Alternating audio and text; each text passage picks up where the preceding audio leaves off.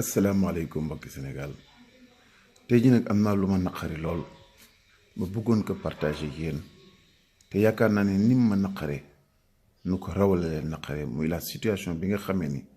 ay doomu Afrique ñu ngi koy dund ci réewu Libye ci jamono yi ñuy wax.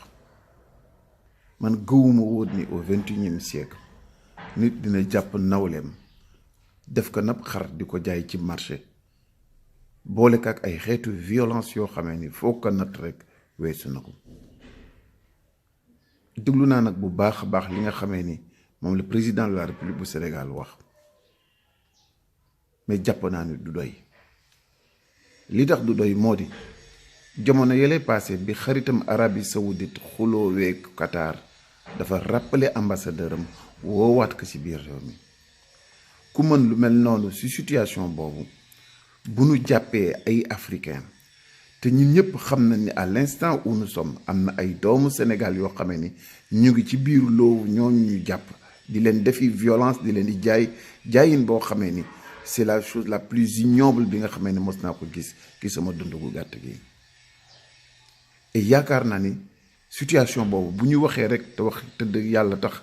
xam na ni c'est la situation qui est faite, ou du moins des situations pareilles sont le lot quotidien de beaucoup d'Africains dans les pays arabes. Et ça, c'est pas acceptable. kon li tax ma ni jëfi président bi doyogul moom ak ay nawlem cette fois-ci nag dañoo war a fas jom te def seen bopp un peu de violence pour xam ni suñu rappeler seeni ambassadeur ñoom ñëpp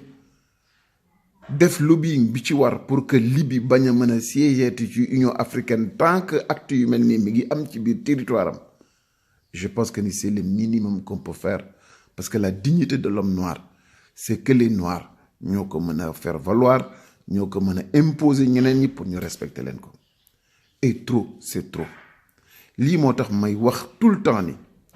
la première des obligations bi ñu am ñun africains yi ak suñu ay leaders mooy ñu defaraat suñu continent. liggéey ko yokk richesse bi yokk capacité am defar développement ba suñu ay doom yi bañati génn di dem di immigré yi wala di dem di subir ay violence yoo xam ne kenn xamul fu mu toll. bu teyee ñu ne réewu arab bi la, bu subaa ñu ne réewu Europe bi la, bu ëllëg yi ñu ne beneen réew ma. foo ci dem buñ la dóorulee dumaaw ñu la wala jaay ñu la jàpp ñu la comme jaam jaay la, ñu ngi lay defal benn xeetu racisme boo xamee ni kenn xamul fu mu toll. Et je pense que ce monde-là a beaucoup changé. nit ñi respecté wuñu kuddul ko am alal, respecté wuñu kuddul ko am doole. li ñu war a def mooy góorgóorlu ci suñu continent, góorgóorlu ci suñuy réew, tekk un peu d'état de droit, un peu de discipline, un peu de rigueur pour que li ñu am ci koppar ñu mën a tabax réew moo xamee ne suñuy doom yi dootuñu